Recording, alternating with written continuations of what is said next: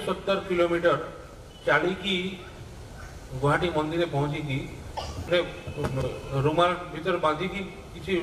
टंका हाथ में देले बोले आज्ञा यहाँ मुझे विग्रह आप शुणिली विग्रह आप अर्घ्य संग्रह कर अर्घ्यटा आनी आचार्य देव से ग्रहण कले पचारे कौटी आसते ये जगार आमती आस चलिकी आसते बाट चलिकी मोर तो पैसा ना बोले आप कौन करती बोले मु भिखारी भिक्षा कर न खाई आप मत देदेले एत टंका अपने भिक्षा कर ना भिखारी सीजन रहे सब सीजन तो भिक्षा सामान जुटे ना तो समय ऑफ सीजन से किसी पैसा संग्रह करके रखे ये समय जो वर्षा काल यही समय भिक्षा करवा संभव हुए ना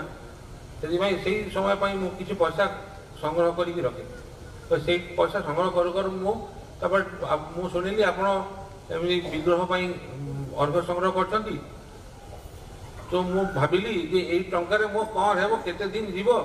जहाँ अच्छी मु ठाकुर को दे दिए दादार प्रयोजन मो दादा हाथ में दे दे ठाकुर विग्रह